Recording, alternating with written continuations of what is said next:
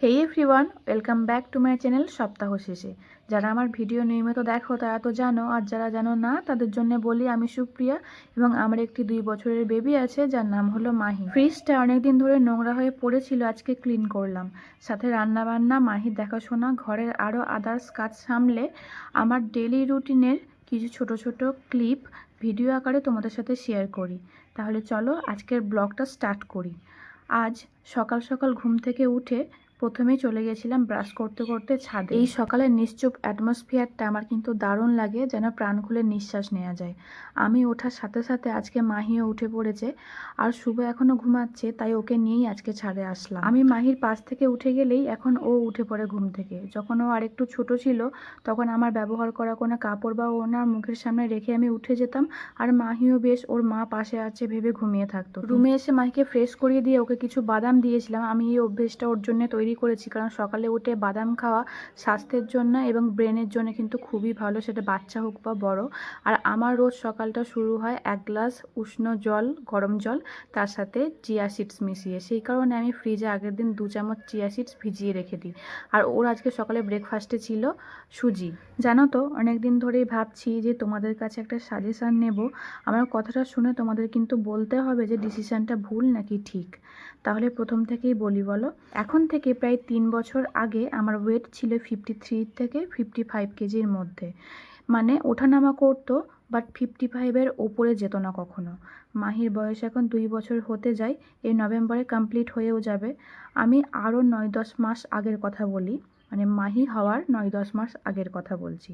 আমার যবে থেকে প্রেগনেন্সি আসে আমি একটু একটু করে ওয়েট গেইন করতে থাকি। আমার যখন প্রেগনেন্সি 9 মাস হয় তখন আমার ওয়েট গিয়ে দাঁড়ায় 80 কেজির কাছে। 55 কেজি থেকে 80 কেজি, মানে বুঝতে পারছো কতটা ওয়েট গেইন করেছিলাম। তারপরে ডেলিভারির পর থেকে এখন পর্যন্ত, মানে এখন আমার কারেন্ট ওয়েট হচ্ছে ওই 65 থেকে 67 কেজি এইরকম। আমি প্রথম থেকেই নিজের যত্ন নিতে, নিজের শরীরচর্চা করতে, রূপচর্চা করতে খুব পছন্দ করি। কিন্তু ব্যাপারটা হচ্ছে যে এখন আর সেই সব কিছুই করে উঠতে পারছি না। সারাদিন মাহি দেখাশোনা, ওর যাবতীয় কাজ সমস্তটা আমাকেই করতে হয়।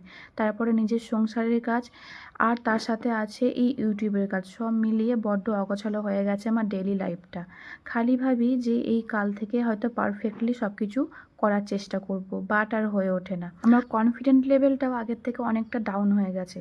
আগের থেকে খালি ভাবি যে আমি পারবো তো সব কিছু সামলাতে, আমার দ্বারা হয়তো আর হবে না, এই রকম। তো আমার এই সমস্যার সমাধান করতে আমি একটা উপায় খুঁজে পেয়েছি। আমি যতবারই হেলদি খাওয়া দাওয়া আর পজিটিভ থাকার, হেলদি থাকার চেষ্টা করি, শুরু তো করি, বাট সেটার মেয়াদ হয়ে দাঁড়ায় খুব জোর 2 থেকে 3 দিন।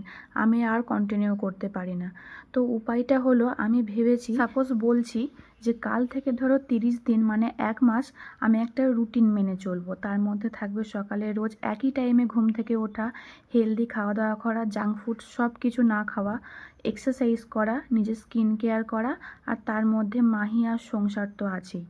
তো এই 30 দিনের প্রত্যেক কটা দিন আমি ব্লগের আকারে তোমাদের সাথে শেয়ার করব, ডে 1 থেকে ডে 30 পর্যন্ত। আমার পার্সোনালি এটা মনে হচ্ছে যে ব্যাপারটা যদি আমি চ্যালেঞ্জের মতো করে নিই তাহলে হয়তো আমার মধ্যে একটা কনফিডেন্ট তৈরি হবে, আর একটা ভয়ও কাজ করবে যে তোমাদের দেওয়া কথাটা আমাকে রাখতে হবে, রোজ একটা করে ব্লগ তোমাদের সাথে শেয়ার করতে হবে।